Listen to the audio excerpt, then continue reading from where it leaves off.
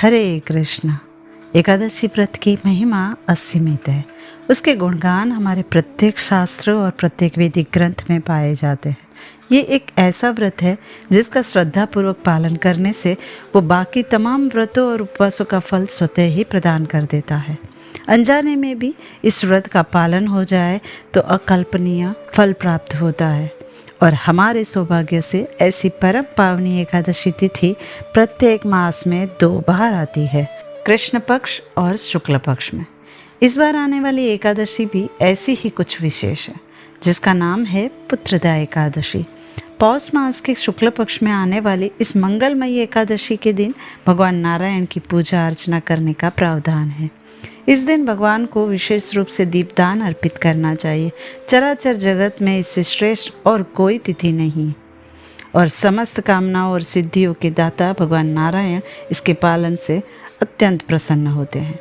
पुत्रदा एकादशी के विषय में कहा गया है कि अगर निसंतान दंपति पूर्ण श्रद्धा और निष्ठापूर्वक इसका पालन करते हैं तो परम भगवान श्री हरि की कृपा से सुयोग्य संतान की प्राप्ति होती है। स्कंद पुराण में ब्रह्मा जी नारद मुनि से कहते हैं कि कलयुग में यदि कोई एकादशी के दिन उसके महात्म्य का अध्ययन करता है तो उसे मानसिक समस्याओं तथा शारीरिक रोगों का कष्ट नहीं होता। तो चलिए आने वाली पुत्रदा एकादशी के उपलक्ष्य में हम उसकी कथा का श्रवण करते हैं। कथा शुरू करने से पहले हम आपको बता दें कि इस कथा को पढ़ने अथवा श्रवण करने से अग्निष्टोम यज्ञ करने का फल मिलता है। एक बार युधिष्ठिर महाराज भगवान श्री कृष्ण से पूछते हैं, हे केशव, कृपया पौष मास के शुक्ल पक्ष में आने वाली एकादशी तिथि के विषय में बताइए। इस एकादशी की विशेषता क्या है और उस दिन भगवान के कौन से विग्रह की पूजा अर्चना करनी चाहिए। भगवान श्री कृष्ण ने उत्तर देते हुए कहा, हे राजन, पौष मास के शुक्ल पक्ष में आने वाली एकादशी को पुत्रदा एकादशी कहते हैं। इस एकादशी का पालन करने से व्यक्ति की भौतिक इच्छाएं पूर्ण होती है और आध्यात्मिक जीवन में भी प्रगति होती है।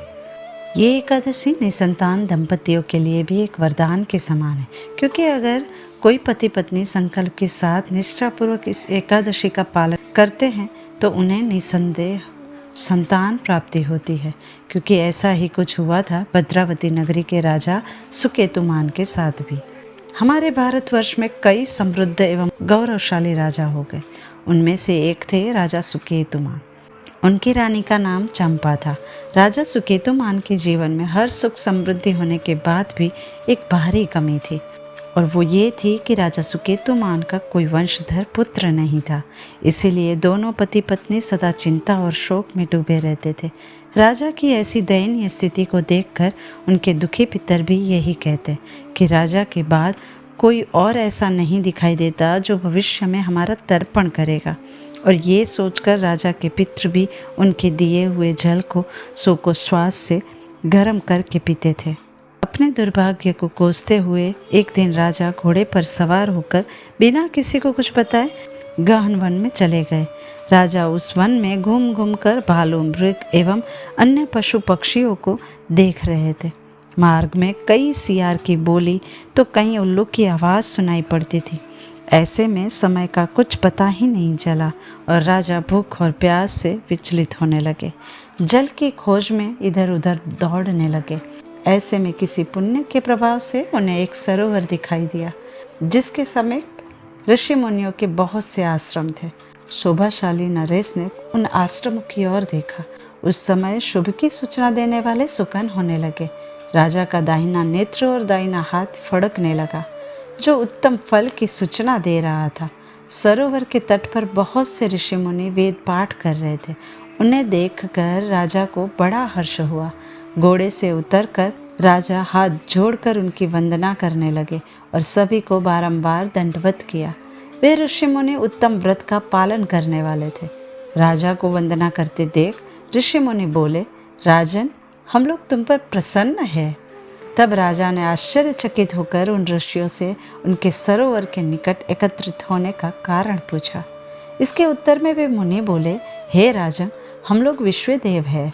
क्योंकि माघ का मास निकट आया है, इसीलिए हम यहाँ इस सरोवर में स्नान के लिए आए हैं।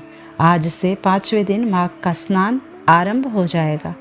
केवल इतना ही नहीं, आज का दिन अत्यंत शुभ है और आज ही पुत्रदा एकादशी भी है, जो व्रत करने वाले मनुष्य को पुत्र प्रदान करती है। जैसे ही राजा ने सुना, उनके विस्मय की कोई सीमा नहीं रही। शीघ्रता से वे मुनियों से बोले, हे विश्वदेवगण, यदि आप लोग मुझ पर प्रसन्न है तो कृपया मुझे पुत्र का वरदान दीजिए। राजा के इस निवेदन को सुनकर ऋषिगण ने कहा, हे राजन, आज के ही दिन पुत्रदा नाम की एकादशी है और इसका व्रत पूरे संसार में विख्यात है।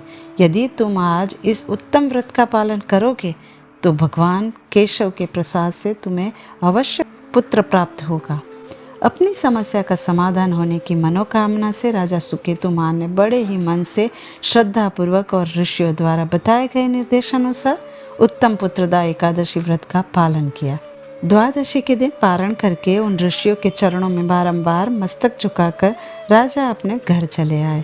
एकादशी के फल स्वरूप राजा को एक तेजस्वी पुत्र प्राप्त हुआ, जिसने अपने सद्गुणों से राजा के संपूर्ण कुल को रोशन कर दिया।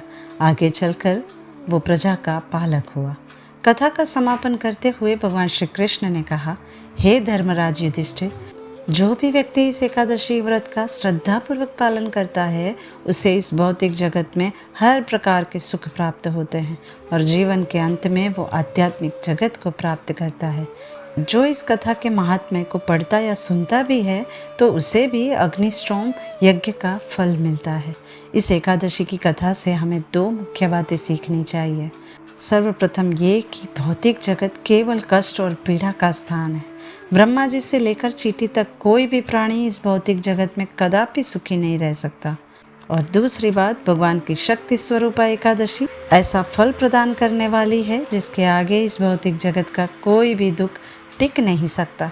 अतः हर एक जीव को देवी एकादशी की शरण ग्रहण करनी चाहिए और जो मनुष्य एकाग्रचित होकर पुत्रदा एकादशी का व्रत करता है, वे न केवल इस लोक में पुत्र रत्न से धन्य होते हैं, बल्कि मृत्यु के पश्चात स्वर्ग में निवास करते हैं। यदि आप भी सौभाग्यवान बनना चाहते हैं एवं भगवान की भक्ति प्राप्त करना चाहते हैं तो निश्चित तौर पर इस पुत्रदा एकादशी व्रत का पालन करें। उपवास का अर्थ ये भी है कि इस दिन भगवान श्री हरि की ओर निकट जाएं। इस दिन कोई भी भौतिक क्रिया जैसे कि टीवी सीरियल्स या फिल्में देखना, व्यर्थ की बातें करना, अत्यधिक सोना इत्यादि वर्जित है, बल्कि इस दिन भगवान की असीम कृपा को प्राप्त करने के लिए हमें अपने भक्तिमय कार्य को बढ़ाना चाहिए। इस दिन अधिक से अधिक हरि नाम जप और कीर्तन करना चाहिए और हरि कथा का पठन या श्रवण करना चाहिए। अगर आपको इस कथा का श्रवण करके लाभ मिला है तो इस लाभ को अपने परिवार और मित्रों को भी दीजिए। इस वीडियो को उन तक भी पहुंचाइए। तो चलिए भगवान को प्रिय इस परम पावनी पुत्रदा एकादशी का श्रद्धा और निष्ठापूर्वक पालन करते हैं और अपने जीवन के अंतिम लक्ष्य को प्राप्त करने की दिशा में अग्रसर होते हैं। जय श्री लक्ष्मी नारायण।